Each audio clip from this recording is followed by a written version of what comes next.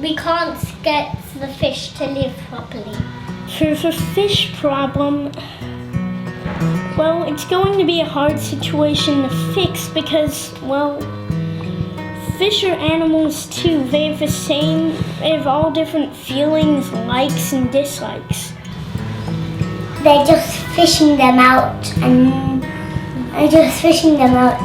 but not fishing like anything else. And there might just be jellyfish. There just might be just skeletons of the fish, and that won't be nice. Only the things to remember them is pictures.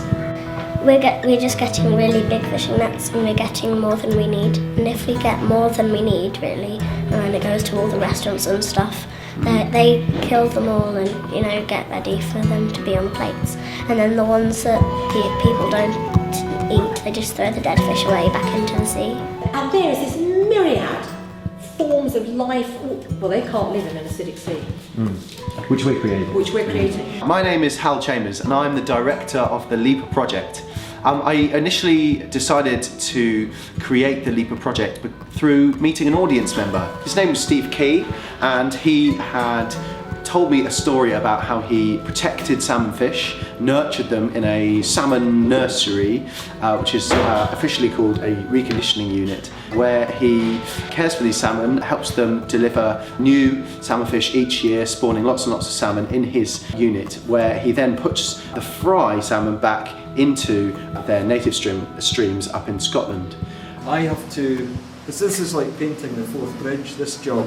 The eggs come in here in November, they're in here till January, February, and I have to go through all these stacks on a constant, not quite a daily basis, but it takes me about 3 days in the week to do. The salmon fish stocks were hugely declining in terms of population, and his work has been hugely influential in making sure those stocks have recovered. Because we look upon each river as being an individual and producing individually different fish, if you do that, then you've got to restock that river with fish that may not necessarily be adapted to live there.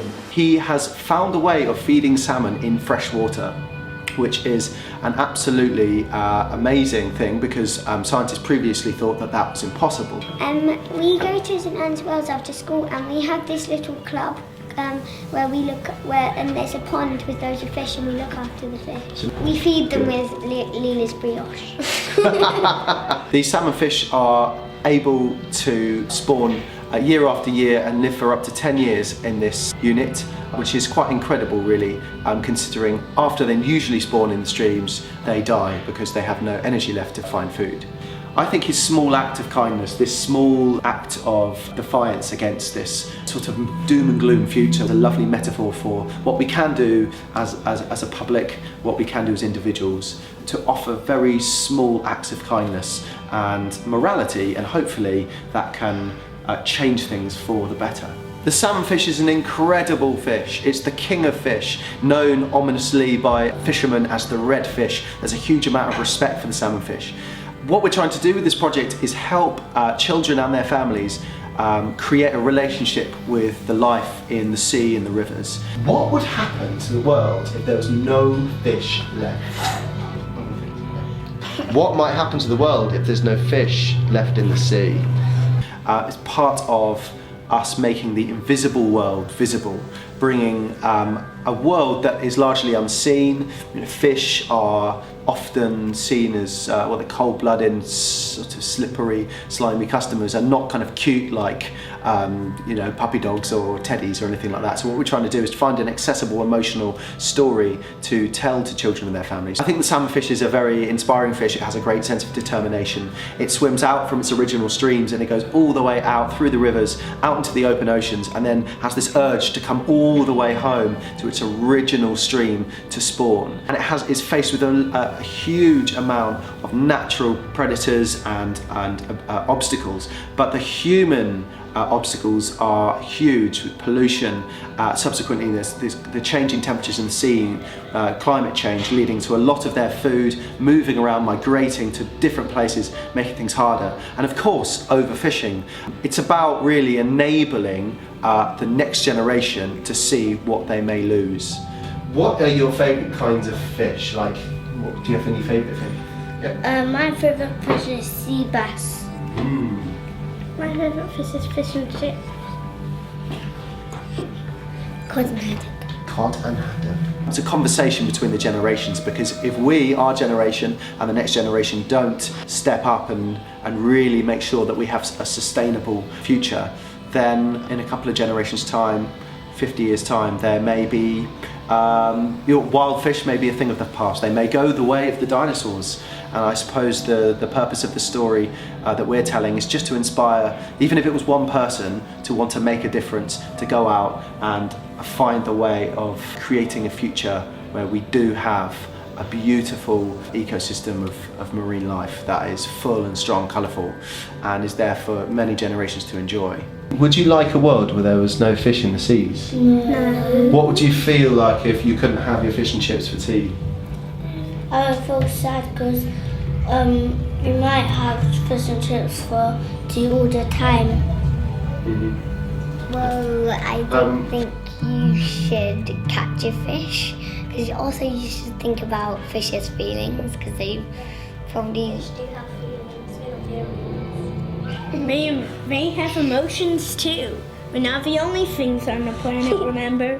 What might happen to the world if there's no fish left in the sea? Birds might die Yeah. because birds only eat honey and fish. So without any fish, they won't be able to eat much things. There'll be a lot of honey. Yeah. Yeah.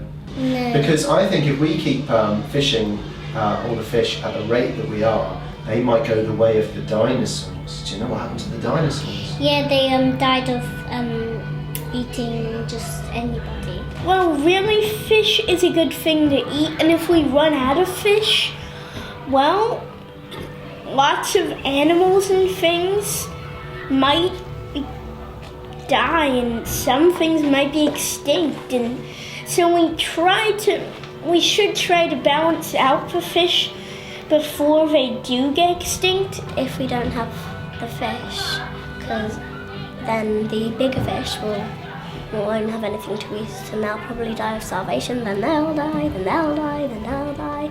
Yeah. Some animals in the water might die Why?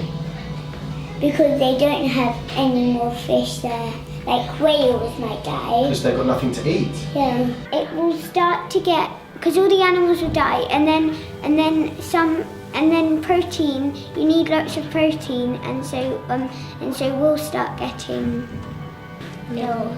If you keep on putting litter in the sea, then more fish will die, and then there won't be any more fish left. Fishes could accidentally swallow them. Because fishes just go around, and some fishes just go around with their mouth. And one swallowed a mobile phone once because it was just going along, and then they took it out, and it was actually a man who had dropped his phone, and they put the fisherman's SIM card in, and he called his girlfriend. Because you know that turtles Yeah, they think they're and jellyfish. whales eat plastic bags because they think they're jellyfish. People like dropping litter in the sea. Some people do it on purpose, but some people do it without knowing. Like if you've just eaten some crisps and you walk by a drain, it could easily slip out of your hand and go down the drain. Then it flushes into the sea.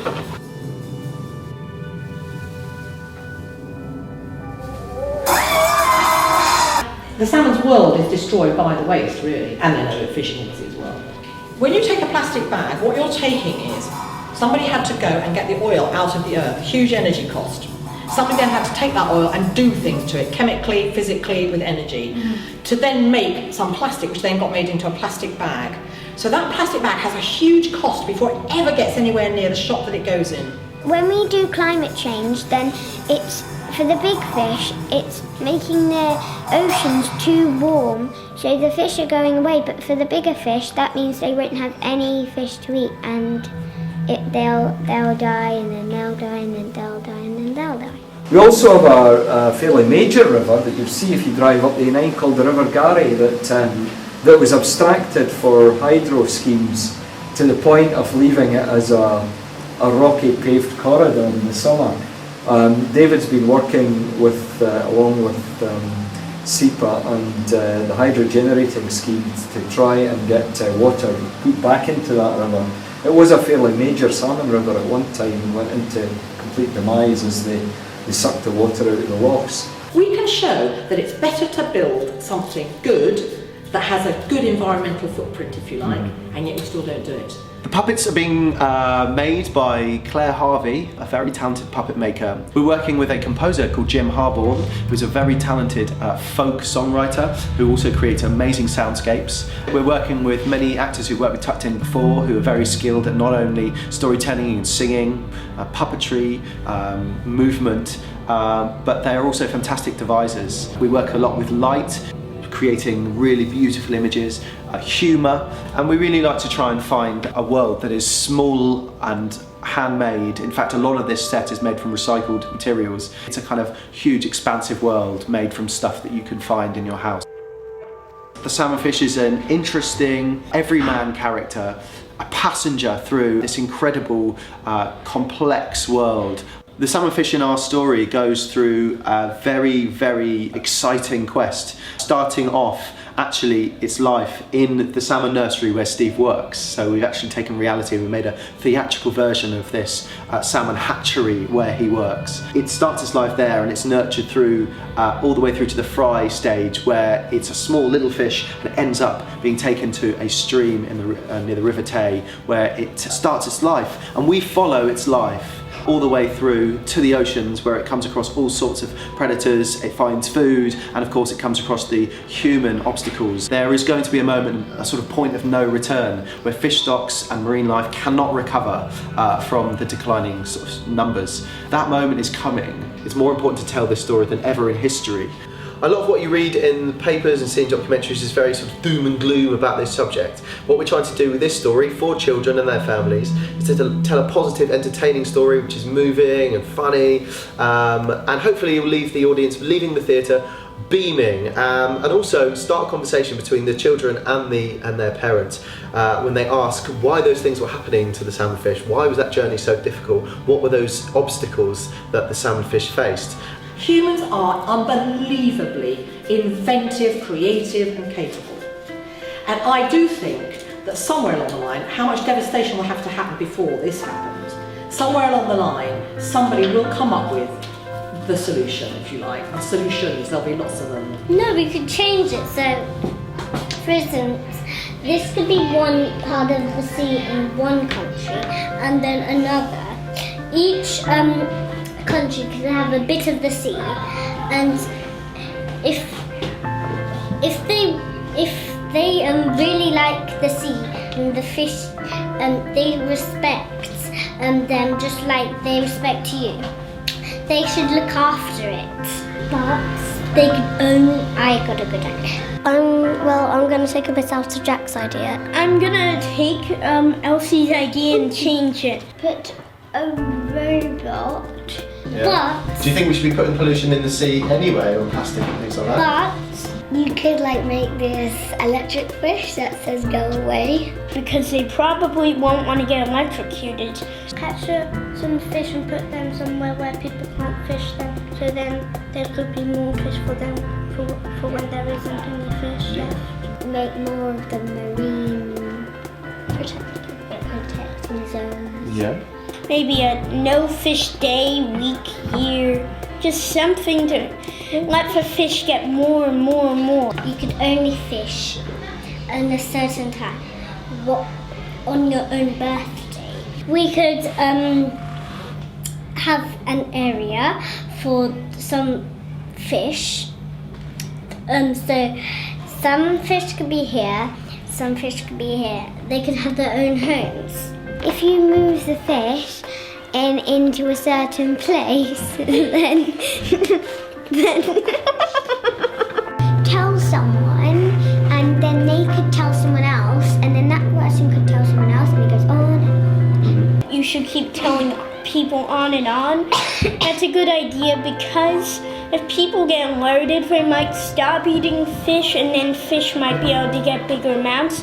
then we'll be able to start again, and then we might start the whole process again, but then we'll see how the outcome was the first time, and we can hopefully make the outcome better. Because we love our fish. We love eating them, but we do like seeing them and how their nature is just like us, and seeing magical things happening when they're opening their eyes and when the babies are hatching. It's quite a big thing.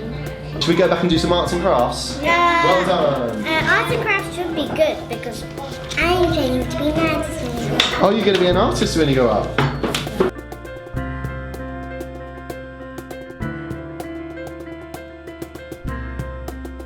It's just incredible how much fish can just disappear in one day. It's just incredible how many fish people eat. I think the fish day thing, no fish day, is a great thing.